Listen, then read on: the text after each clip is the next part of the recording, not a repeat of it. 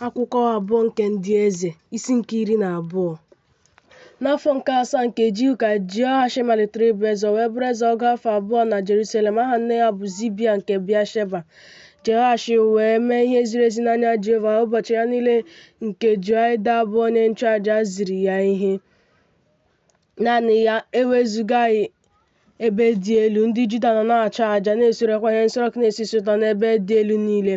Jehoash wee si ndị nchụaja, ego niile nke ihe nsọ niile nke a na-ewebata n'ụlọ Jehova bụ ego onye na-agabiga n'ebe ndị agụkọta nọ, nwoke ọbụla, ego mmadụ niile nke o ruru ọnụ ya, na ego niile nke ọ batara n'obi nwoke ọbụla iwebata n'ụlọ Jehova, ka ndị nchụaja were ya n'onwe ha, nwoke ọbụla site n'aka onye ọ maara. Ha onwe ha ga-eme ka ebe tipụrụ etipụ nke ụlọ ahụ dị ike, ebe ọbụla a ga-achọta ebe tipụrụ etipụ. O ruo n'afọ nke 3 nke eze bụ Jehoash, na ndị nchụaja emeghị ka ebe tipụrụ etipụ nke ụlọ ahụ dị ike. Eze bụ Jehoash wee kpọọ Joiada bụ onye nchụaja, kpọkwa ndị nchụaja ọzọ sị ha, "Gịnị mere unu emeghị ka ebe tipụrụ etipụ nke ụlọ ahụ dị ike? Ma ugbu a unu anarala ego n'aka ndị unu maara, kama nyenụ ya ime ka ebe tipụrụ etipụ nke ụlọ ahụ dị ike."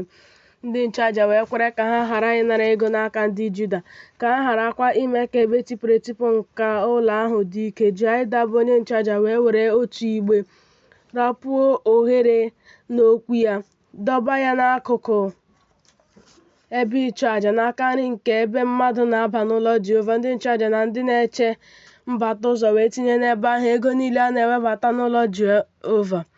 O ruo mgbe ha hụrụ na ego ahụ hiri nne n'igbe ahụ, na ode akwụkwọ eze na onye isi nchụaja rigoro kee ego ahụ n'ihe, gụkwa ya bụ nke a chọtara n'ụlọ Jehova.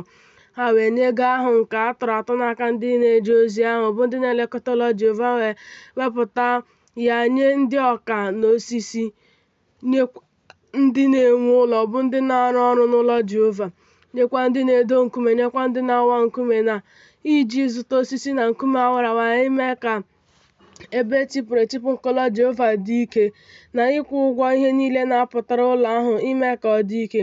Otu ọ dị, emeghị iko ọlaọcha na ihe akpakepu ọkụ na ọkwa mwụsa na opi na ihe ọlaedo ọbụla, ma ọ bụ ihe ọlaọcha nye ụlọ Jehova site n'ego nke a na-ewebata n'ụlọ Jehova, n'ihi na ọ bụ ndị na-eje ozi ahụ ka a nyere ya, werekwa ya mee ka ụlọ Jehova dị ike. Ha na ndị ikom ahụ ndị ha na-enye ego n'aka ha inye ndị na-eje ozi ahụ agụghị ego ahụ, n'ihi na ọ bụ n'ikwesị ntụkwasị obi ka ndị ahụ na-eme ihe. Adịghị ewebata ego aja ikpe ọmụma na ego aja mmehie n'ụlọ Jehova, ọ bụ ndị nchụaja nwe ya.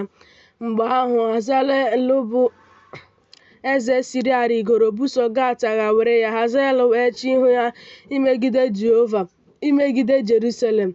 Joash bụ eze Juda wee chịrị ihe nsọ niile nke Jehoshafati na Jehoram na Ahazaya nna ya, ha bụ ndị eze Juda doro nsọ, na ihe nsọ ya niile na ọlaedo niile a na-achọta n'akụ niile nke ụlọ Jehova na nke ụlọ eze, zigara Hazael bụ eze Siria wee si na Jerusalem rigo. Ma okwu Joash niile nke fọdụrụ na ihe niile o mere, edeghị ihe ahụ n'akwụkwọ ihe mere n'ụbọchị nke ndị eze Juda.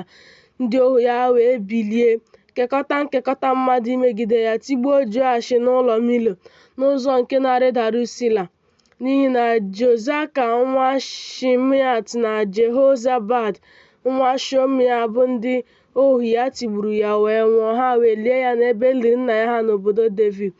Amazaya nwa ya wee bụrụ eze n'ọnọdụ ya.